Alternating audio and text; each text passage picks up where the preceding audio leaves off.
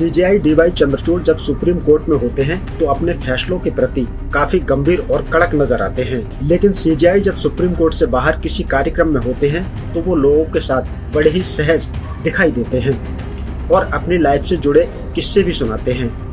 अब एक बार फिर सीजेआई डीवाई चंद्रचूड़ ने अपने पुराने दिनों को याद किया और अपने पुराने दिनों से जुड़ा हुआ एक किस्सा सुनाया। दरअसल सीजेआई डीवाई चंद्रचूड़ ने ऑल इंडिया रेडियो को दिए एक इंटरव्यू में आकाशवाणी के अपने पुराने दिनों को याद किया।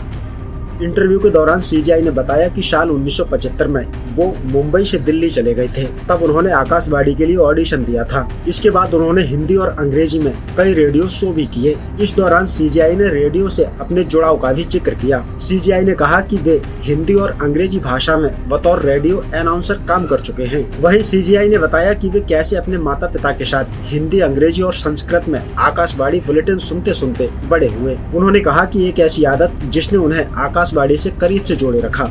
उन्होंने कहा कि जब मैं कॉलेज में था, मैं पहली बार 19 साल की उम्र में आकाशवाणी के स्टूडियो में आया था, लेकिन आकाशवाणी से मेरा जुड़ाव उससे भी पहले का है।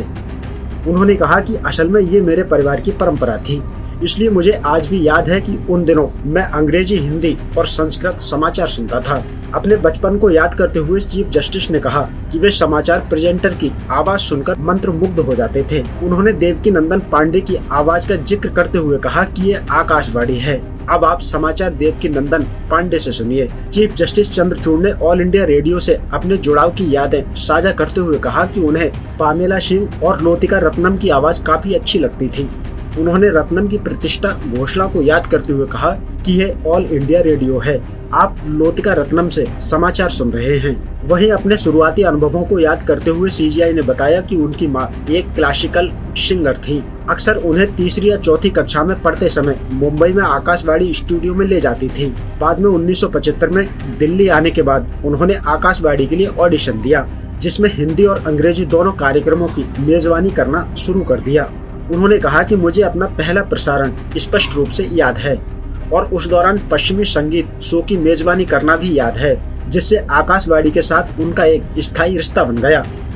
सीजेआई ने कहा कि जब मैं 1975 में दिल्ली आया तो मुझे आकाशवाणी के लिए ऑडिशन देने के लिए प्रोत्साहित किया गया और मैंने हिंदी और अंग्रेजी दोनों में कार्यक्रम करना शुरू कर दिया। मुझे अपना पहला कार्यक्रम अच्छी तरह याद है और मैंने उस समय ऑल इंडिया रेडियो के लिए पश्चिमी संगीत कार्यक्रमों की मेजबानी भी की थी। फिलहाल इस खबर में इतना ही। बाकी अपडेट के लिए बने रहिए न्यूज़ टाइम के साथ।